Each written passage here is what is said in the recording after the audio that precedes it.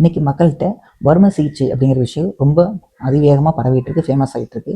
உண்மையாலுமே வர்ம சிகிச்சைங்கிறது வேலை செய்யக்கூடியதானா, இல்லை ஒரு பிளாசிபோ அப்படிங்கிறத வீடியோ பார்க்கலாமாங்க. வர்ம புள்ளிகள் அப்படிங்கிறது நம்ம உடம்புல முக்கியமான தசைகள் மற்றும் எலும்பு சேரக்கூடிய ஜாயின்ஸ் வருமானம் ட்ரீட் பண்ணுறோம்.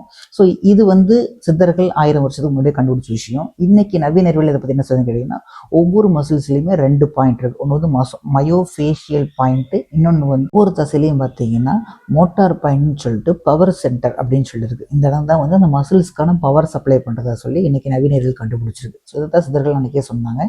இந்த பாயிண்ட்ஸ் தான் மோரோவர் வர்மா பாயிண்ட்ஸாக இருக்குன்னு வச்சுக்கங்களேன். வர்ம சிகிச்சை, acupuncture, acupressure, food reflexology, Su Jok, இது எல்லாமே இந்த பாயிண்ட்ஸை பேஸ் பண்ணி தான் இருக்குது. ஏன் இன்னைக்கு ஃபிசியோதெரப்பி கூட ட்ரிகர் பாயிண்ட்ஸ் சொல்லி ப்ரெஷர் கொடுக்குறாங்க. அது எல்லாமே இந்த பர்டிகுலர் பாயிண்ட்ஸ் தான். இந்த பாயிண்ட்ஸில் இருந்து தான் நமக்கு அந்த மசில்ஸ்க்கான எனர்ஜி கிடைக்குது. இந்த பாயிண்ட்ஸில் எனர்ஜி லோ ஆகும்போது அந்த மசிலுக்கு பெயினும் வருது. ஸோ அதனால இந்த பாயிண்ட்ஸை ட்ரீட் பண்ணுறது தான் வர்ம சிகிச்சை. இதில் நம்ம சித்த மருத்துவத்தில் என்ன சொல்கிறேன்னு கேட்டிங்கன்னா, இது உடம்புல எல்லா வகையான நோய்களுக்குமே தீர்வு கொடுக்குது. நாள்பட்ட வலி பிரச்சனை கொடுக்குது.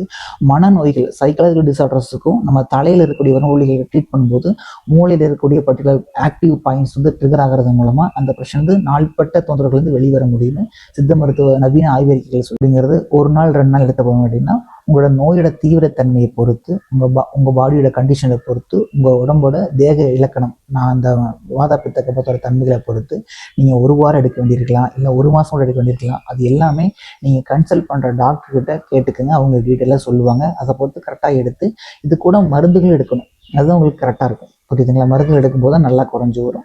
ஸோ ஒரு பட்டம் பெற்ற குவாலிஃபைடு சித்த டாக்டரை கன்சல்ட் பண்ணி நோயிலிருந்து விடுதலை பெற்றிருக்கிறது உங்களுக்கு ரொம்ப நன்மை பயக்கும். நன்றி.